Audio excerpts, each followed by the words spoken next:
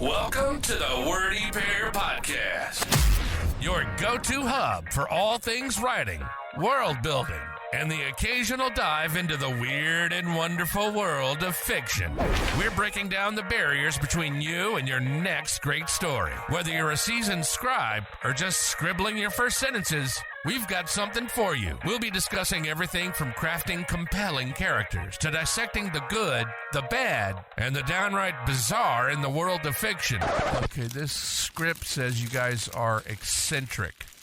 Isn't that just a 3-syllable word for weird? No offense. So, whether you're in need of inspiration, a good laugh, or just a couple of weirdos to keep you company on your writing journey, you're in the right place. Thanks for tuning in to the Wordy Pair Podcast.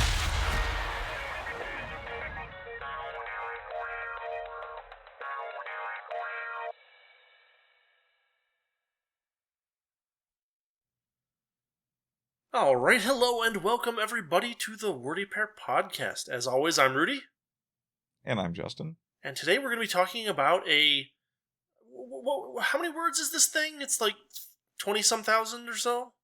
26,000? 26? So it's I don't know. a novella. We looked it up last time.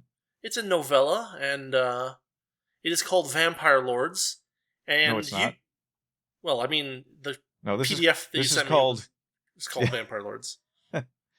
This is called Quest of the Vampire Lords. Okay.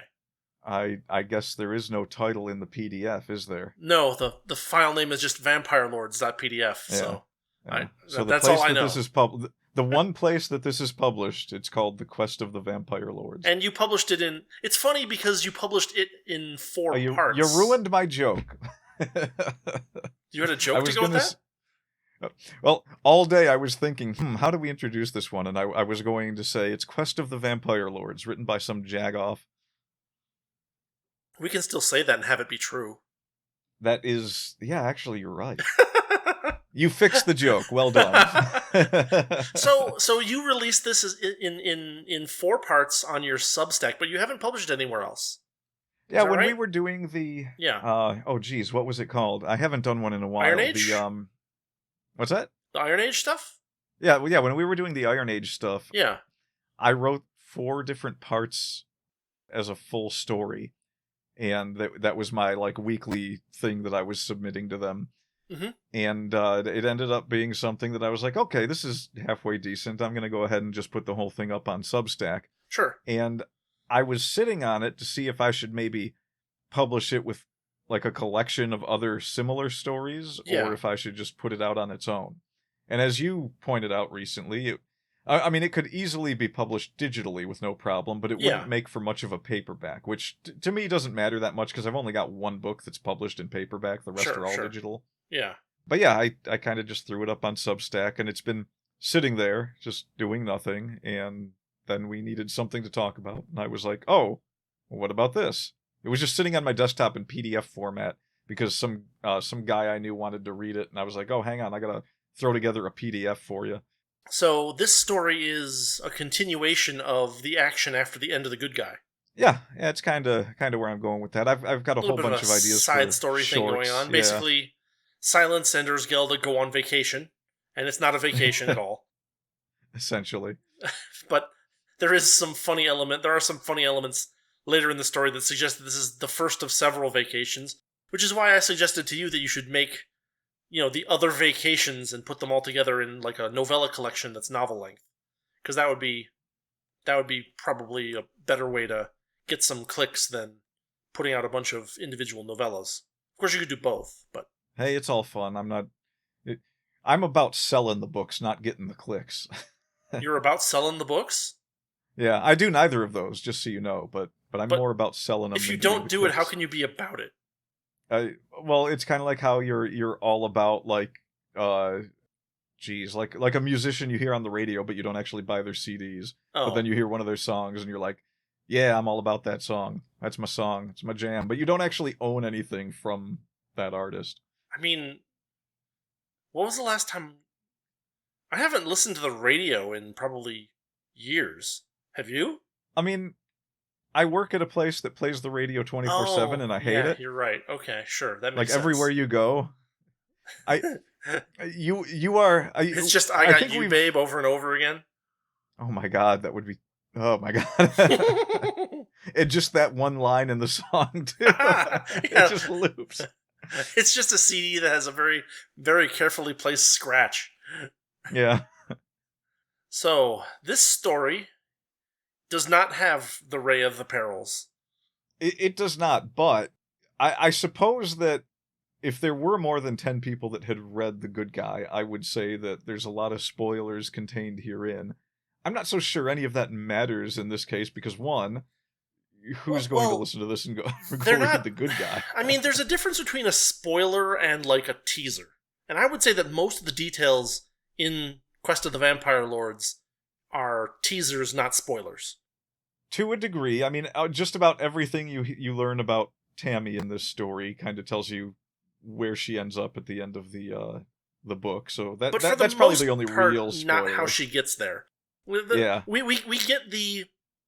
get her retelling of the becoming a vampire part of the story, but none of the other things really get a significant chunk of of this story where she's like recollecting how she got that particular superpower. And her getting turned into a vampire happens in the first 10 pages of The Good Guy, so it's not really a spoiler. Yeah, so that's actually since you brought that up, that's one of the writing techniques that I guess we can discuss for a second. Sure. So in the case of this story, since it's meant to stand alone from where it originally came from anyway, like you should be able to pick this up and read it, and sure, you've got an idea that this all came from some other story, but you can get through this and it's a story that you can enjoy on its own. Yeah. With like little tidbits where it's like, ooh, that sounds interesting. I wonder what that's all about. Because obviously you're not going to put everything in, you know, your little short story following up some big novel. It'd be hard to put everything in the novel in the short story. Yeah, and you're not going to explain everything either. Like at the end when Elishard shows up, there's like no explanation for what's really going on and why she can just pop in and pop out. Yeah. So like that's just something that it's more important in the other story than it is here. The fact that she can do that is all that matters for the ending of the story and for the little comedy bit. Yeah. But if you want to do something where you're taking established characters, you have to treat them as if they're established, but you also have to explain what needs to be explained for the telling of the story, especially with short stories. Sure. Yeah. Explain what needs to be explained, and you don't need to explain what is just, you know, the frills. Well, I mean, it's not just that. There are some frills that are necessary here as well, like, you know, Ursgelda's particular fashion sense. But, yeah, you know, it's important that the frills, that the things that are totally unrelated to the story don't have to pop up here in any significant way. But anything that does relate to the story, you have to cover it to a certain degree. It's like Fritz Brenner or Saul Panzer. You have to give a little bit of, you have to say who they are, and if anything that they've done has affected anything in the story before. And we're never going to run out of reasons to use Nero Wolfe characters as examples, are we? Why would we ever try to do that? I mean, we wouldn't. We would. Why would any sensible person try to run out of Nero Wolfe references? That's what I'm asking. Sounds like flummery to me. All right, so how do we want to approach this? Do we want to talk about the story, or do we want to talk about... you know, so the basic plot synopsis is that Ray Peril throws Ursgelda and Tammy, or AKA Silence, into like is it a portal or something like that? They just kind of show up. Okay, well, they at the end of the book there was this whole thing with these portals that apparently Ray Peril had acquired, and kind of the joke in this story, because we never know what Ray Peril is doing. He's always right. It's always implied that he has some plan, but we are never given the plan. Right. And so in this instance, Ray Peril, according to the narration of Tammy, essentially had other business to attend to. So he tossed these two through a portal to another world. Yeah. So we have two vampires that are just wandering around somewhere, this time without their glorious leader. And that kind of sets up for Ursgelda to take the role of leader in this story. Yeah, yeah. In more ways than one. It's almost, I mean, it's kind of central to the plot that there's leadership roles assigned in this story. Yeah, I mean, this plays around a lot with... So this story in particular plays around a lot with the ideas of, like, vampire hierarchies and how that all kind of fits together. And, that, I mean, it's called Quest of the Vampire Lords, so there's going to be more than one lord, and there's going to be questions of who has authority and who doesn't and why. And that's all, I mean, that stuff all gets kind of explained bit by bit, drip by drip through the story. It's just some nice little world building of how your particular breed of vampires happens to operate. There's a few things that are a little bit unexpected here and there that, we don't necessarily need to spoil. There are some things that are just like, okay, yeah, that makes sense. But aside from, it's just a pretty standard little adventure story. And of course, the advantage that it has is that it has the same tone as The Good Guy because the narrator is the same person. Yeah, and that was a pretty important thing, too, because the reason that this story came out of all of that so easily was because I mean, Ursgelda and Tammy are probably two of my best characters just because of the way they interact with each other and everyone else around them. Yeah. And it works best when it's done from Tammy's perspective in the way that I did it, because she's... Not so much in this story, but in The Good Guy, she was kind of on the bottom of the totem pole in terms of, what she could accomplish in the story. She was along for the ride. She was watching everyone else do everything right up until the very end. I mean, the Good Guy is really, more than anything, the story of her arc from, helpless village girl to totally not at all helpless multi-monster. Yeah. and it's her, and it's not just that it's a physical arc, it's also a mental arc, because she doesn't quite realize how powerful she's become until the very end of the story. And so in this book, she's now a slightly different character. She's a little bit more confident. She's a little bit more accepting of her like personal situation and its weirdness, while still acknowledging its weirdness, right? Yeah. This couldn't possibly work, but somehow it worked because Ray Perel gave me a shot. This couldn't possibly work, but somehow it worked, and it also does this other thing that I can't explain, and nobody's ever tried to explain it to me. And I can't ask anybody because I'm a mute. There's a lot of that in this story as well. Yeah, that's... the mute thing is probably my favorite thing to toy around with, because the more I wrote that into it, the idea was that she just... There's really no way for... she's half siren, and that's not even a monster that she became in the story. She was born that way. Yeah. She didn't realize that unknowingly, until the end of the story. Yeah. But I kind of like to make distinct rules for any different creature in the stories. And the major rule for a siren is that they cannot communicate outside of singing. Right. And that extends to... So... She ends up with ghosts that live in her head, and she can hear their thoughts, but they can't hear her thoughts, and it's because she's a siren. Right. Actually, that one's kind of up in the air, because they make the joke that they can't read her thoughts in the Good Guy, and in this one too. Yeah, it's here. Yeah, I don't think I expressly stated whether it was because she was a siren or not. In that. Well, sense. No, but she's saying it in the context of saying that she's a mute, which makes some sense. Yeah. I mean, the obvious solution to the siren thing is that she just sings whatever she wants to say, but she doesn't do that either, which is worth noting, that doesn't work either. I don't know if I've written that one down yet, but that's like, that one's kind of, singing is sort of her superpower. Right. When she does it, the words don't necessarily matter, because when she's singing, it's too overwhelming for people to really care. Right. There's some exceptions. So in this particular story, near the beginning, there's a scene where there's a bit of not a riot, but there's like a crowd that is almost sort of threatening to attack Tammy and Ursgelda. Yeah. And Ursgelda covers her ears and says, "Tammy, do your thing." And Tammy's put on the spot.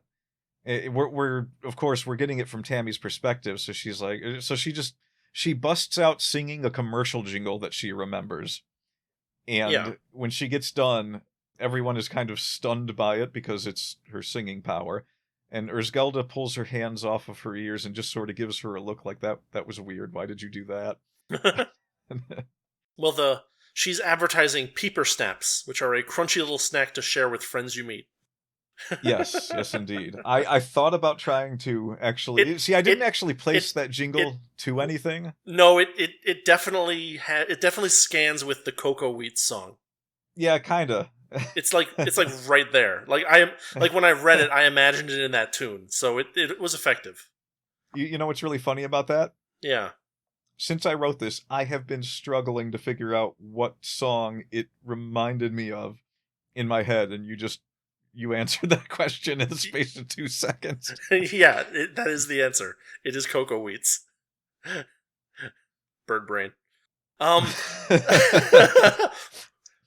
So yeah, I mean, basically the story is that they're on this weird world that they know nothing about, and it turns out that there are vampires on this world, and that kind of is the seed crystal for their adventure. Basically, vampires here are very weak, as opposed to the vampires that Ursgelda and Tammy are used to dealing with.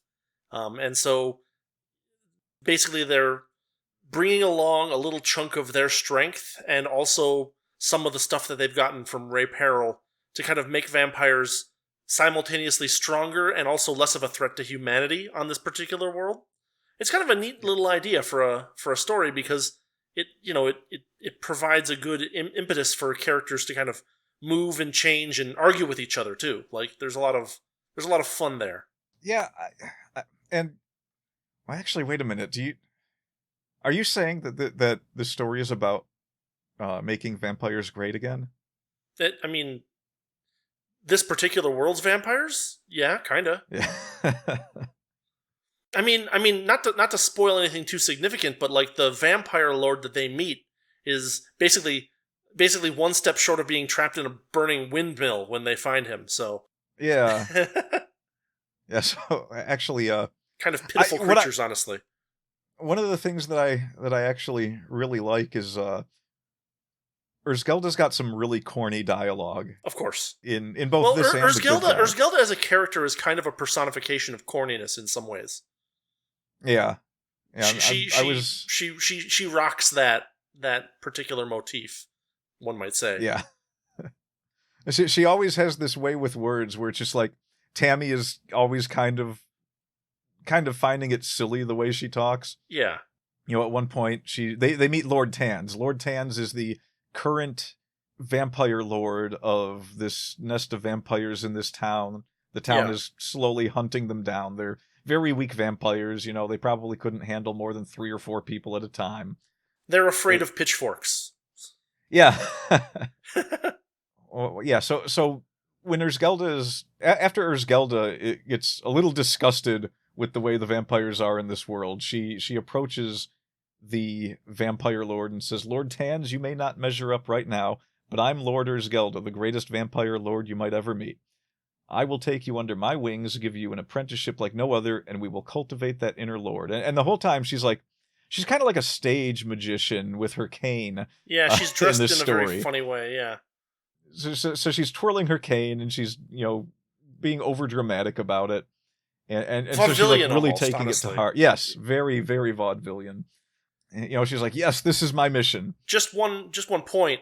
For anyone who's listening to this is all in the story, where you can get like it's actually pretty well done, where there's descriptions of things that don't say vaudevillian, but you get that impression, and it's a clear impression.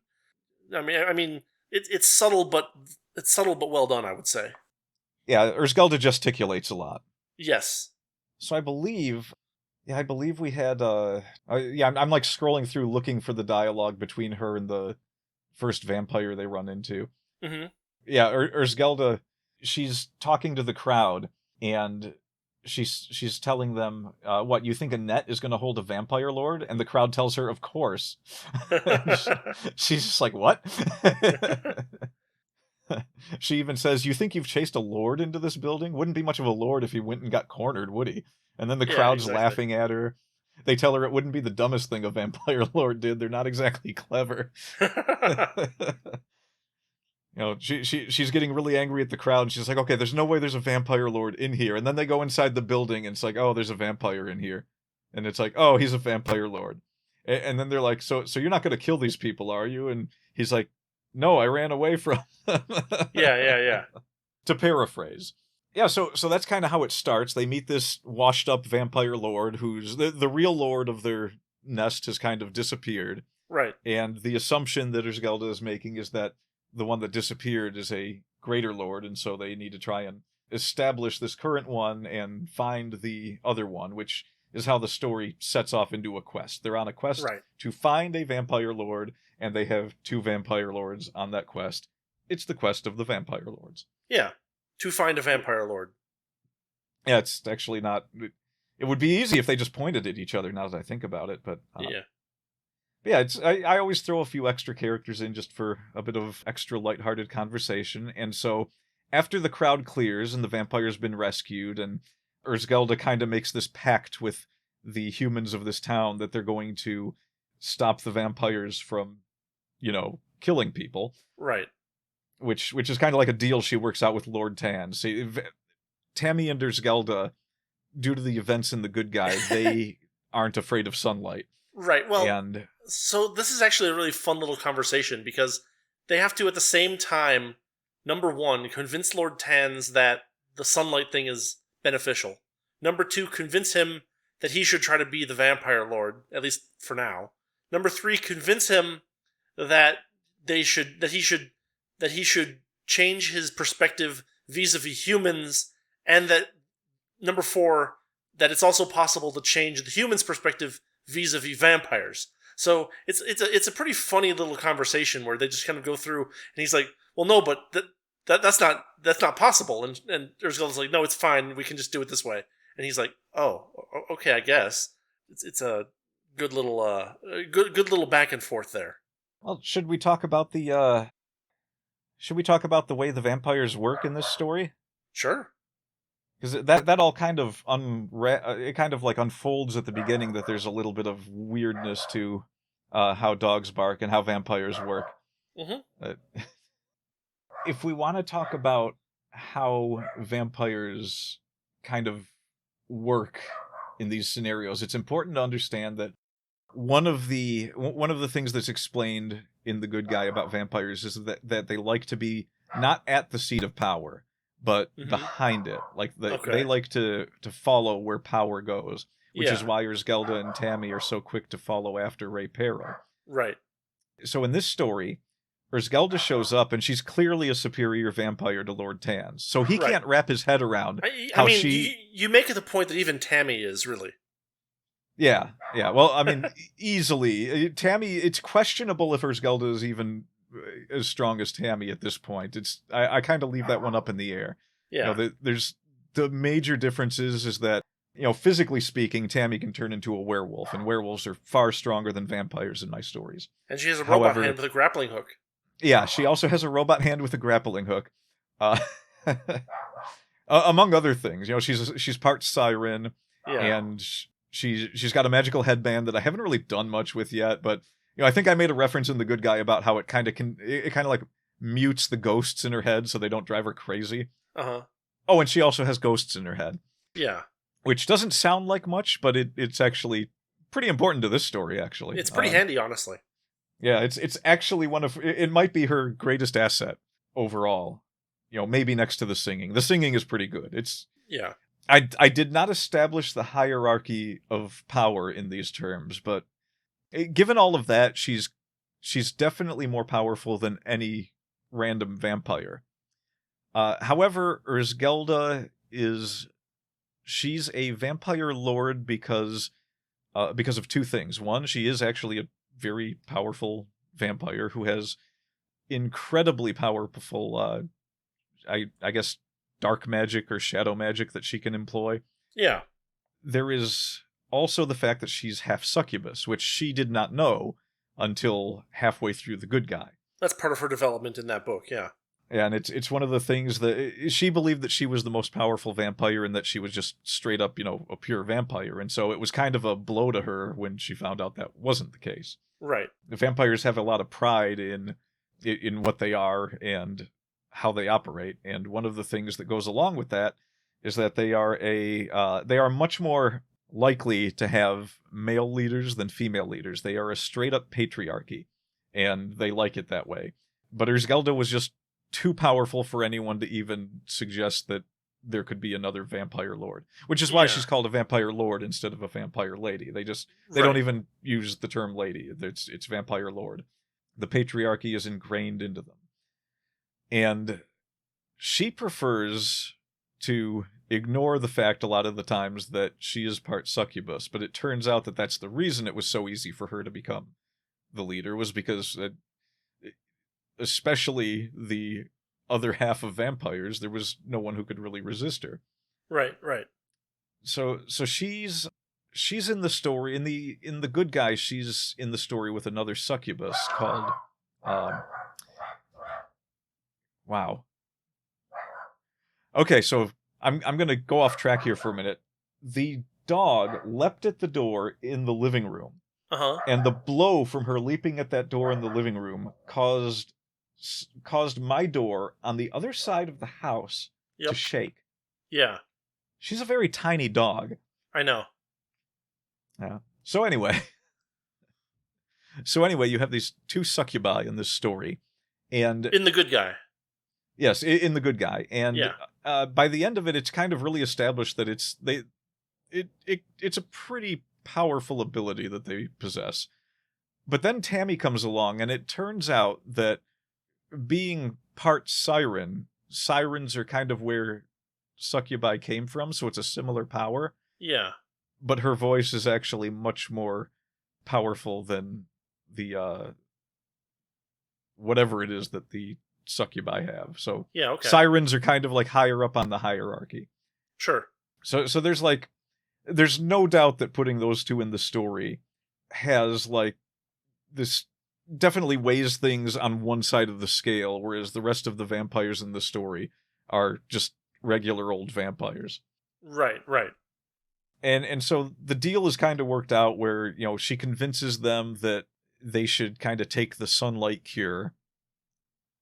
And all the vampires are kind of against it because, again, it's a purity thing. It's like, no, why would we want to do that? We like the darkness. It's like, no, we're going to do this, and that's going to make things better, and then you can help the humans instead of killing them. Right. So they convince they convince Lord Tans to do that, and obviously the other vampire, it's questionable. It's like Lord Tans wonders if the other vampires will even accept him if he goes down this route. But Ursgelda kind of forces the issue and says, well, I'll sort that out if it becomes a problem. Yeah. So within the space of the first couple paragraphs of this story, she's already started to convert the entire world to a bit better of a place for both vampires and people. Yeah. And it's sort of implied that... It's not even really implied. Tammy and Ursgelda both wonder throughout the story whether or not they were put here for these exact reasons and to solve these exact problems.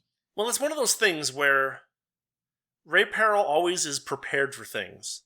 And so, by implication, he knew what was on the other side of the portal that he threw them through, and he knew that they needed to do certain things that they would be able to figure out, right? That's the implication that the reader has. Yeah, that's right. Yeah. All right, so we get introduced to Lord Tans, who is kind of just like this, almost like an average-ish vampire that just kind of ended up bumbling his way into the higher ranks. Yeah. And he doesn't have much to go on, so he's going to join Ursgelda. And we get two other vampires that show up after the crowds have cleared, thus giving us a nice party for this quest of the vampire lords. These two vampires, they're not as important to the story necessarily, but they're a good fit for just adding to making things a little more exciting once we get to especially at the climax. But even before then, we've got a lot of jokes from both of them. Sure. We have Ulden and... Oh, geez, I forgot her name. Zelina. Zelina, thank you. Ulden and Zelina the two vampires that are assistants to Lord Tans, who were coming there to rescue him, but were kind of hiding in the crowd, waiting for their moment, because in this world, vampires are not quite as scary. Yeah. So, they're dressed up. They were dressed up incognito, but they were actually just dressed up in these flamboyant silver suits, and somehow they got away with it. So, you actually have read it a bit more fresher in memory. I'm struggling to remember exactly what happened when they showed up. Was there anything significant there that warrants going over? There's Zelina's accent, which is a thing. I love Zelina's accent. I was very happy. It is reminiscent of, what's that character from the Discworld books? It's a vampire lord and lady that aren't actually vampires, so they fake the accent. Oh, one of the magpies? Did they? Oh, it's been a while since I read that one. The book. Yeah, it's Masquerade. No, I haven't read Masquerade. That was the one with the vampires. Well, no, but they appear in other books. Oh. Or at least the pair that I'm thinking of appear in the book where the mall shows up. I'm kind of... It's the one with the zombies and the undead and the... Oh, the Monstrous Regiment. No, it's not that one either. Oh, jeez. You're not talking about the one with, like, red shoe, right? Yeah, Red Shoe. That was Monstrous Regiment. I'm thinking of a different book where he appears as well. That I can't remember the title of the book. Oh, geez. Let's see. Feet of Clay had a vampire, but I don't think that one had two. No. It's the one where the mall appears at the end and they have to fight the mall. The mall? Yeah, like a shopping mall. I am 2% less sure that I've read every Terry Pratchett book now. During the whole book, there's these little snow globes that are appearing all over the city, and they basically grow into a shopping mall at the end. What was the name of that book? I just read it a couple of months ago. There's Jingo, the Fifth Elephant. No, you know what? Thud? Hold on. I'm going to get up and go look at my Thud. bookshelf. No, it's not Thud either. Hold on. I'm going to just go to my bookshelf and look at what it is. I'll be right back. Are you sure it's not Monstrous Regiment? I'm 99% sure it's not Monstrous Regiment. I'll be right back. Oh, okay. I guess I got to carry this part then. I don't have a clue what to do. Wow. Could crunch on some peeper snaps. They're the bestest little cracker that you'll ever eat. Thank you, Rudy. Thank you. We're having a ball here. Great time without you. I guess I will read a paragraph. Ursgelda finally stopped laughing and said quite clearly, "Because I have no need of your clan. I don't plan on sticking around, but I'm not going to watch another clan fall to pieces. I have no intention of letting the humans destroy you. However, there will be rules." She shook a finger at him. "You must pay attention to this. I come from a world where a single human wiped out my clan. He took me as a pet, and his power was so great that my vampiric lust for power found him irresistible. It's possible I've been sent to bring the vampires of this world into the light. To do that, we have to be clear. You cannot attack humans henceforth, except in self-defense. I will give you the power you need, but you must barter with the humans for blood, and only turn those who truly wish to join your clan. You must let the humans have the civilized world, and you must help them. I know that this sounds crazy, but it works, and I've seen it work. I made it work. My sister over there has never killed a human in cold blood. There's a great magic in dealing with humans, and you'll find that you are drawn to their incredible power to change the world itself. If you can agree to those terms, I will not only teach you how to be a lord, I will help you find Lord Marask."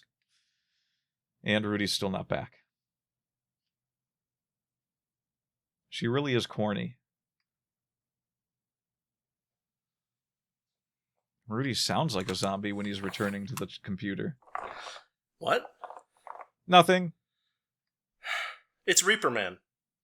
Reaper Man did have the snow globes, but I do not remember Reg Shoe being in Reaper Man. Yeah, Reg Shoe's in Reaper Man. "Oh no," said Mr. Shoe. "That's taking the easy way out. The movement needs people like you, Arthur. We have to set an example. Remember our motto." Ah, okay. You're right. You know how I know you're right? Because you're holding the book in your hand reading it. That would do it. It just so happens that the page that I flipped to randomly had Reg Shoe on it. I can't believe I forgot he was in that book. I forgot all about the little crowd, the little meetings that they were going to. Yeah. I guess it's time for me to reread that book again. I mean, it's a good one. It really is. That one is fantastic. And it sets the stage for so much that happens in later books, too. Exactly. We've spent a good 7 minutes just, like, on the subject of Zelina's accent, which, I mean, granted, we were actually on the subject of what distracted us. But yeah, so it was... So her accent was supposed to be kind of Germanish, kind of Zsa Zsa Doreen and Arthur. Doreen Countess, and Arthur? not Faruto. And Count and Countess not Faruto, yeah, from Reaper Man. She has the accent of Zelina, or one similar.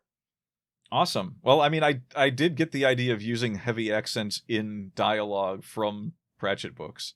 So, yeah. Ever since, I forget what book it was I read, it was probably The Light Fantastic or something.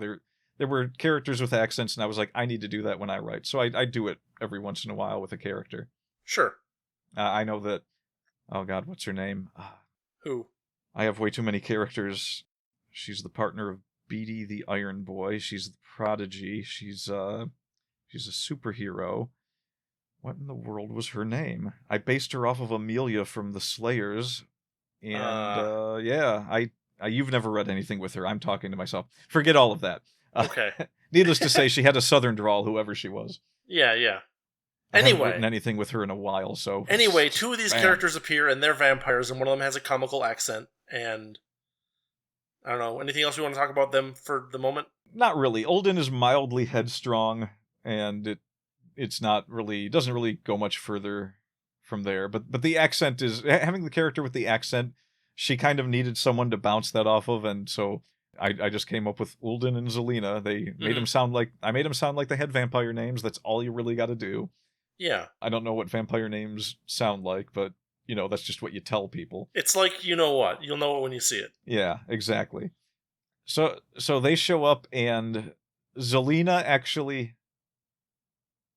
yes, I forgot about... So I'm scrolling through it again. I forgot about the little comedy bit where...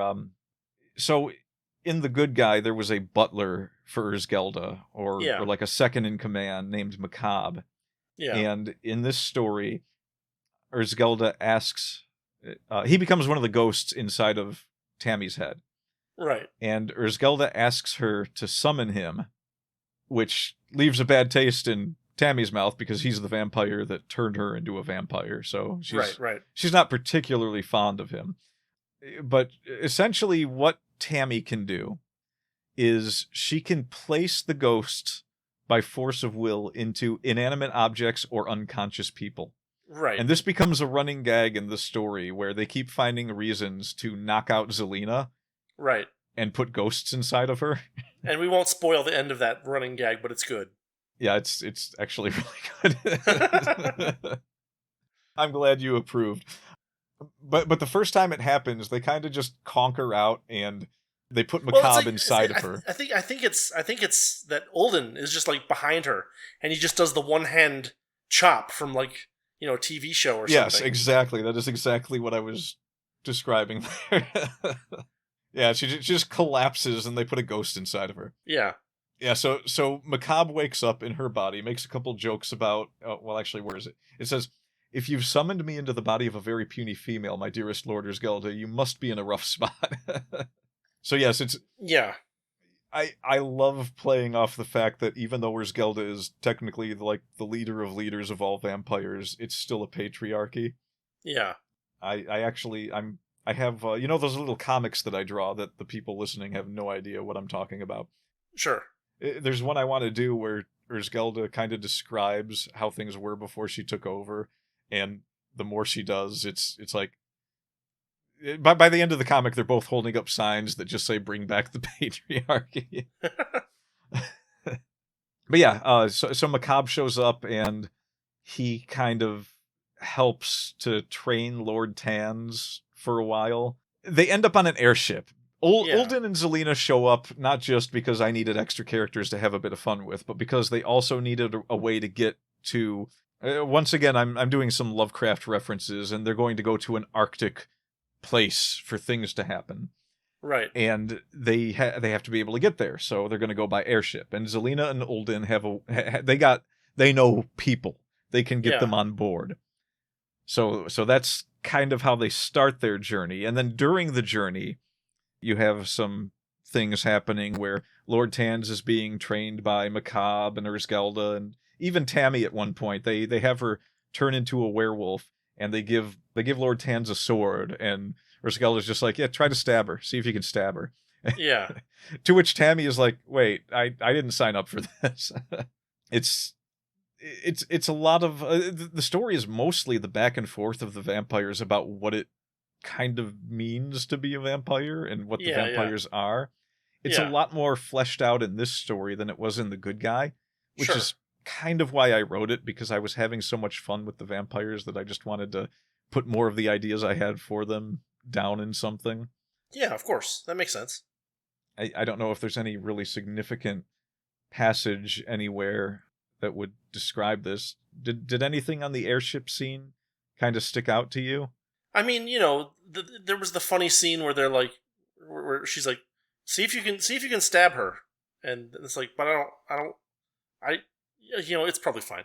I mean, it's just, it's a good story because it has a lot of little comedy bits interwoven in like serious situations, and so you never get like a feel, even when they're fighting a monstrous, a Lovecraftian horror, you never get the feeling that there isn't something to laugh about in the dialogue or in the way that someone reacts to something. I don't know. I think it's a good case study for how to weave comedy into a story while, not being entirely slapstick and not being entirely sarcastic. And it's just a fun read in that sense, because we just get to see a lot of, I mean, it's those character interactions that make a story really jump out at you, right? In the same way that, like, we don't really know the backstories of the characters in Alien, but because of the back and forth that they have with each other, we get a feel for, what their values are and what their priorities are and what their, what they want and what they, are hoping that they can have, kind of thing. And the same thing kind of plays out in this story, albeit in a, even more lighthearted, sometimes inappropriately lighthearted kind of tone. We get to the point where there's a lot to both Tammy and Ursgelda by the time this story is written. So there's a lot to work with when I start. And one of the things that kind of make it a slightly different tone than The Good Guy, I guess, is that now Tammy is much more aware of, how powerful she is stacked up against a lot of other characters. Sure. And in the first story, she's basically a coward. Yeah. Everything she's talking about is from the standpoint of someone who is constantly astounded by what other people are able to do. Yeah. And she's always worried throughout, especially the first half of the story. She's kind of given up in a lot of places where she thinks she's going to die. Yeah. And it just keeps failing to happen that way due to the actions of Ray Peril. And so later in the story, she starts to come around to the idea. It's like, well, I mean, we're safe, but I mean, what's going on here and what amazing thing is going to happen next? And she's never thinking of who she is compared to the rest of them. She's never thinking like, she's always thinking of herself as someone off on the side. And she is for a good portion of it. Whereas in this story, she's no longer sidelined as much. She still can't communicate, and she's still at the mercy of her fearless leader, Ursgelda, who takes the reins and guides everything the way she wants it to go. Tammy's kind of helpless in that regard because, for one thing, it's almost, there's like this not completely compelling but semi-compelling feeling that all vampires have that they should be listening to their leader. Yeah. And that affects even Tammy, and she's aware of it, and so she sometimes brings up that she's not entirely sure exactly what decisions she would have made. Sure. It's worth noting that Tammy can't speak, but she can communicate, which is another source of jokes. Like, yes, like she won't understand. She won't have an idea of like how to get the idea across that she wants, and she'll end up doing something awkward, like just a smile and a thumbs up, and it's like, I don't, what? yeah. She doesn't. She She can't do sign language or anything like that, and if she did, nobody in the story would understand it. They would probably just not pay attention. Yeah, actually, there was a paragraph where she talked about how she couldn't communicate in certain ways that she would have thought, at the very least, she would have been able to. Yeah.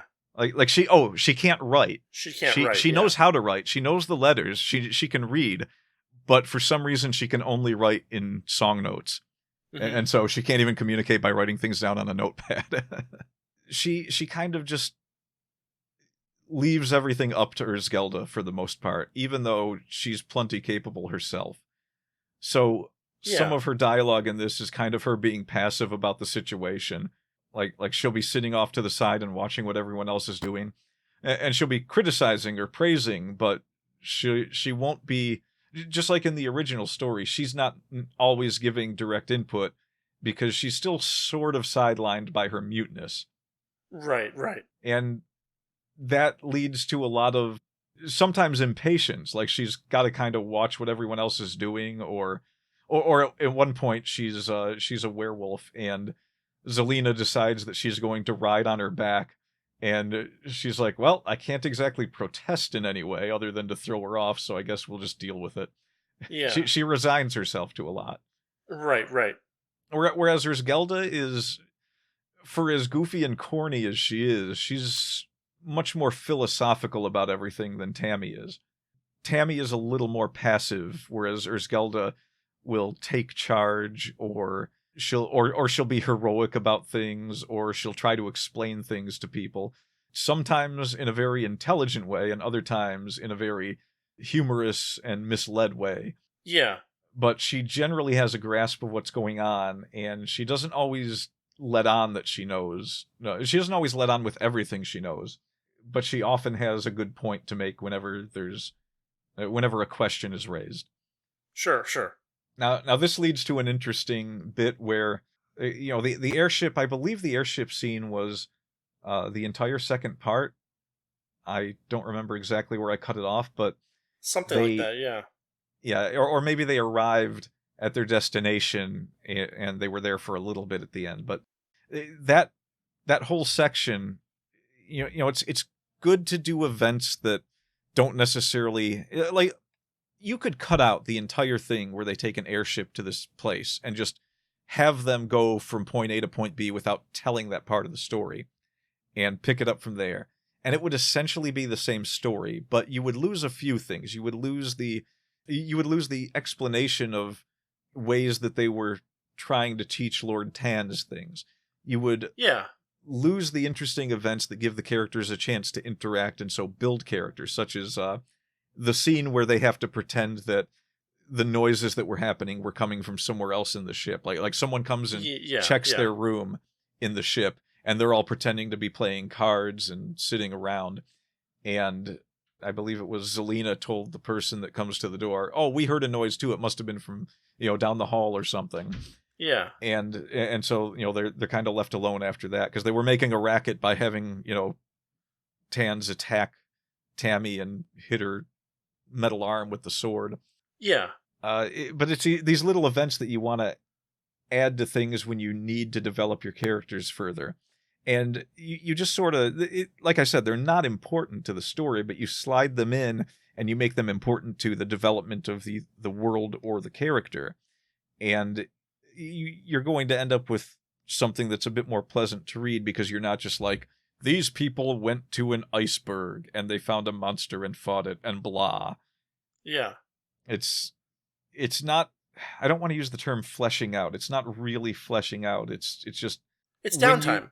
It's downtime. That's actually a good way to put it. You've got to have downtime in a story, unless it's like we talked about with the Grimm's fairy tales. There's some stories where it's just like, I mean, if a story's short enough, then there's no room for downtime. But for a story that's longer than 10,000 words, generally speaking, the characters are not going to be in, some John Wickian situation for the entirety of the 25,000 words of your novella.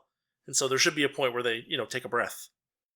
It is kind of John Wickian at the end, isn't it? Yeah, well, I mean, I wasn't referring to your story in particular when I said John Wickian, but when I think about, like... I was thinking more Western shootout. Yeah, no, I mean, I was just thinking of John Wick as an example of a movie Lots that of has action, yeah. extended action, not just lots of action, but extended action scenes that take a long time, right? Yeah, but then it also has its own downtime, because that's kind of... Well, yeah, because it's a whole long movie. Yeah. Yeah, you need some of that. Well, I again, mean, if the story's long enough, you need some of that. like, I mean, take a case example of, like, I don't know, you could play Doom for an hour, and you've got an hour of action and very little story, and it's fun. Mm-hmm. But, try putting that in a book, and you might be able to make it work, but usually anyone who would write a book about that situation would... Like if you were going to write the novelization of Doom, you would... Which has been done. Which has been done, so you can kind of see this... This is a living example. Yeah. You would write a scene where Doom guy goes into a room and examines the surroundings and maybe is looking for where monsters could be hiding. Maybe he's up against a pillar and he hears something moving. It would be described more like that, as opposed to you run into the room and start blasting. Yeah. So it's still...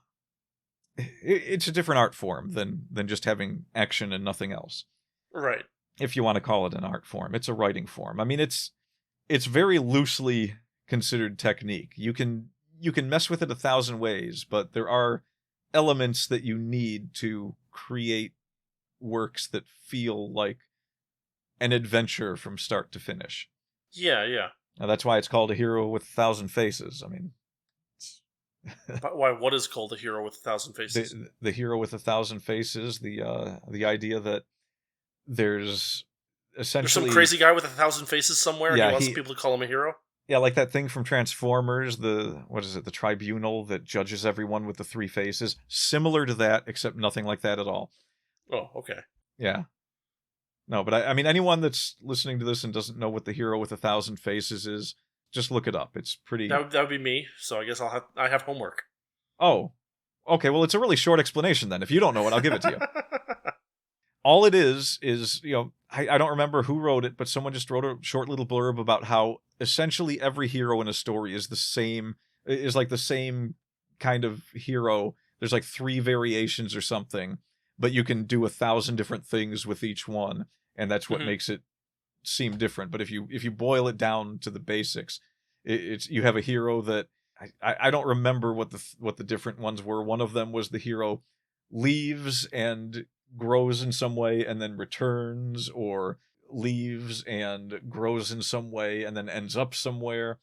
It's just very similar stuff, but it all depends on how you make it work, what technique you use that makes all the difference for making stories interesting.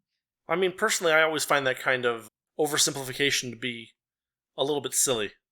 It is, because... in the sense that, like, all food is food. Yeah, but no. Yeah, but the point that the author is... At least the point I always thought the author was making is that you can only do this, like, so many different ways, and the real meat of it is what you do with the characters and the world that they're in. Well, I mean... I don't know. I haven't read it since I was in elementary school, so... Yeah, I don't know. I've never read it, but I don't know.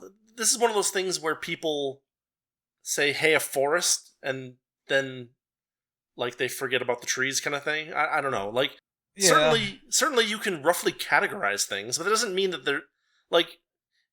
The thing that I want to speak out against is the idea that because stories can be categorized in a finite and small number of ways, in general sense, that doesn't mean that there's that means that every story has been told, right? Like that's kind of like the postmodernist position, is that every story has already been told, and that's only true if you accept that those broad categorizations are valid categories that all stories fit into. And if you've made those categories, then yes, all those stories have been told, right?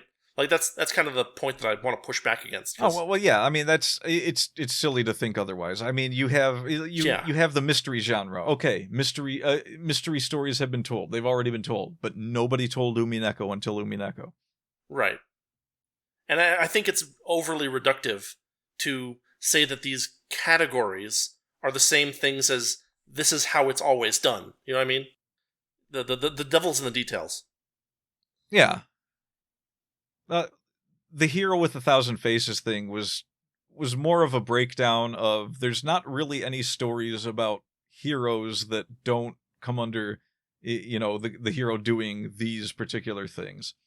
And the very fact that there were multiple versions of what the hero does kind of implies that it's not meant to be reduced down to this simple thing where, like, this is how you... I don't think the point of it was telling people how to write heroes. I think it was the exact opposite of that. Probably not, but my point is that, like... don't fall for the idea that that's what... That's all there is. That's what it means. But I mean, some of the stuff is just the elaboration of a tautology. Like, what is the definition of a hero? Well, a hero is someone who grows and does something incredible, basically. More or less. And so, stories that involve a hero have someone who grows and does something extraordinary. Yeah, just in the same sense that, like, an elephant is a large four-legged pachyderm, and therefore stories about elephants contain large four-legged pachyderms.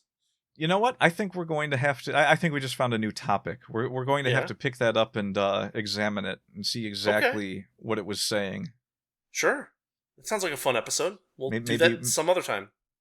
Maybe I'm remembering wrong, and maybe it is something. Well, no, it's not. It's not that you're remembering wrong. I don't know who wrote this Hero with a Thousand Faces thing, but what I'm used to seeing these days are people basically poo-pooing the idea of creating a new story because every story has already been told. Because I can categorize stories into these 3 boxes, and because I can categorize stories into 3 boxes, we only need 3 stories. That's the thing that I'm against, basically. Yeah, I'm sure that probably the writer of this Thousand Faces thing was also probably against, and you probably are also against. Well, yeah, but the I guess it's worth pointing out. I'm pretty sure the Hero with a Thousand Faces is something that's like that was written like 500 years ago or 1,000 years. It's something older. It's not old. Something that so where it's you not, would place it into the postmodern. It is quite literally not postmodern. Yeah, but there are people who take things like that, things that have that kind of argument in them, and turn that into an argument for restricting the valuation of creativity, and saying, well, you wrote a hero's journey, and all hero's journeys are one of these 3 boxes, and that just means that you wrote the same story that every other story that went into one of these 3 boxes goes into. And it's like the people that live and die by, like, the 3-act story or something. I don't even remember what it's called, but I see people occasionally who are like, well, if you're not writing it in this 3-act format, you don't know what you're doing. It's like, no, you don't know what you're doing because you have no creativity. Most of Shakespeare's plays aren't 3 acts. Well, it's not. It's like there's 3, like, I know, but stages the point of a story. stands. Yeah, but the point stands, right? We're calling them acts for a reason, and then for you to say that there must be 3 acts in a situation where some of the most famous literary plays in all of history do not have 3 acts is kind of, I think, like humorously tone deaf. Yeah, there's too many people. Like, you have to avoid writing Twitter like it's the plague at this point, because there's too many people that are just like, I am diehard with this rule, and anyone that doesn't use this rule doesn't know how to write. And to me, that just says you're not creative. So right. I don't trust anyone's writing if that's how they think. Yeah. I mean, there's elements of that as well, but we can get into that some other time. Yeah. Back to the story. Yeah, I mean, we'll just kind of finish up because we're already at a pretty decent time. But I mean, we don't want to spoil the story. But basically, there's nothing really to spoil. It's like you said, it's a short story based off of a much larger work. Well, it's novella length. It's got a training arc. It's not just a little. It's not just a little nothing. There are some plot elements that happen that I think are fun and interesting. We get to find out what happens to the former vampire lord that disappeared. We get to fight some Lovecraftian monstrosities. We get to see Ursgelda Ursgelda nerd out over vampires with guns. That was actually exactly what I wanted to bring up. I was going to say there is one thing I want to spoil. There's this whole scene where Ursgelda and Tammy have, throughout the first 2 parts of the story, demonstrated that they are in a different league altogether to these other 3 vampires. Right. And they end up, running across these, yes, Lovecraftian monsters, as you pointed out. You know, we're going for the whole Mountains of Madness thing for like the third time. And they see these weird giant insect creatures running down a mountain towards them. Yeah. And Ursgelda is kind of just like, all right, you guys kind of keep to the sides. Let me and Tammy see if we can handle this. And before she can go any further, Lord Tans steps out in front of her and says, "Oh no, I think we got some of this." And him, Olden, and Zelina all pull out guns. Yes. And they start shooting these creatures, and Ursgelda's just like, "Oh, I can dig vampires with guns. I like this." Yeah. So that was kind of the turning point in the story, where you've got these vampires that seem like they weren't worth much, and then it's like, oh no, they found a way to kind of equalize things. They kind of, Lord Tans bumps up a bit in Ursgelda's eyes, and she's like, yeah, he could actually be a vampire lord. Yeah. At that point. So then it kind of turns into this shootout with these dozens and dozens of giant bug things, and Tammy gets an opportunity to recall one of the ghosts from the original book that helped her do a bit of shooting in one of the chapters. And so she's, she picks up a rifle, and this guy's he's a dead shot, just picking off bugs left and right. Literally. Yeah, he's literally it's a fun dead moment. shot. Yeah. Well, it was the joke in The Good Guy, where it was this master sniper, and Ray Peril had a pistol at a distance, and allegedly did not know that this fellow was waiting to ambush him. But right. As it turned out, he knew he was there, and he outsniped him with a pistol. Right. So yeah, that character became a ghost in Tammy's head, and whenever she needs to fire off a few rounds, he's there at the ready. There was a kung fu master ghost that was in her head. There were a bunch of ghosts in this one. Some of them that weren't from the original story, because the way that she acquired them was just hanging out in a cave with Ursgelda and Ray Peril, and the cave was haunted, and Ray Peril just thinks ghosts are stupid, so he decided to lock them all inside of Tammy's head, which, she was totally happy about, I'm sure.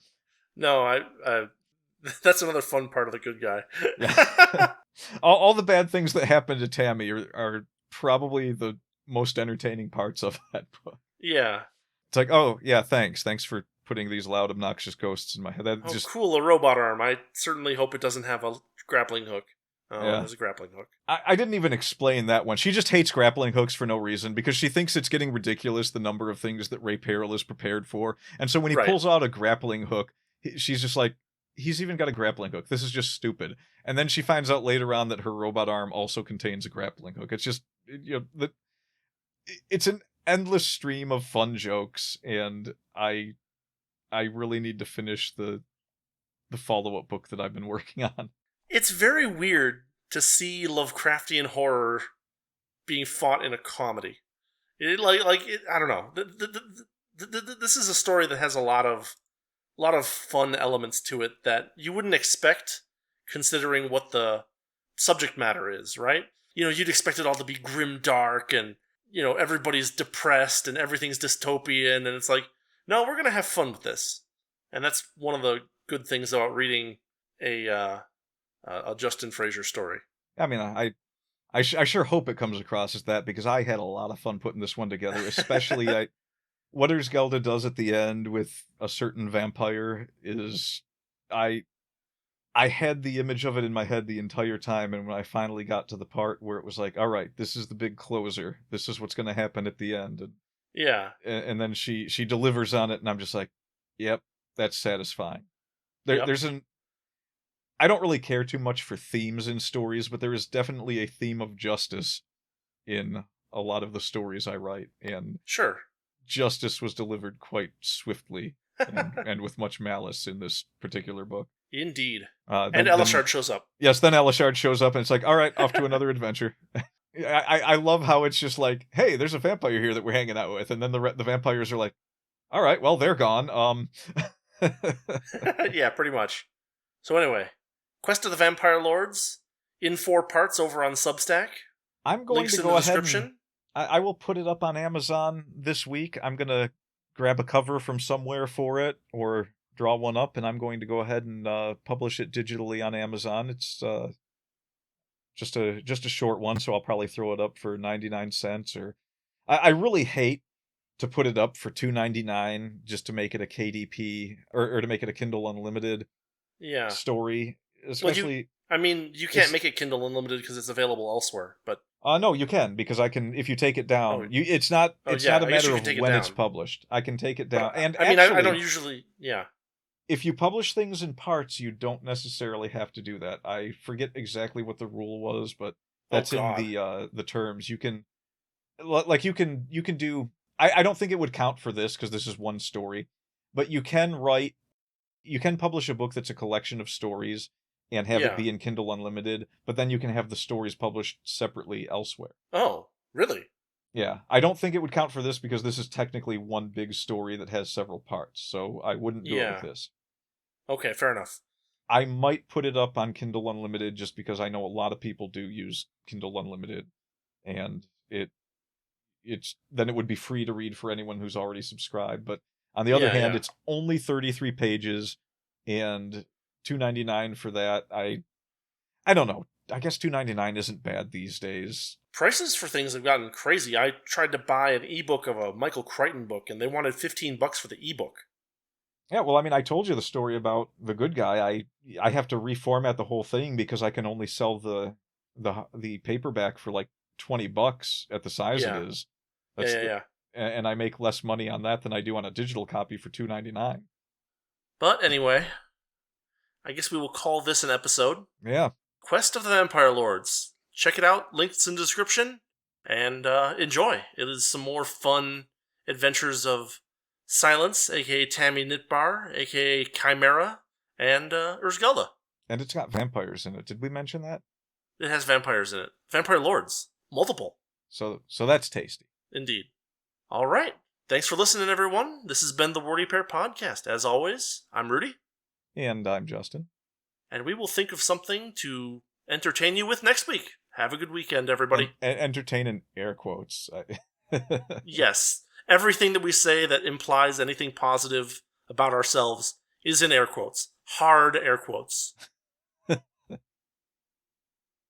Don't get bit. Thanks for listening to the Wordy Pair Podcast.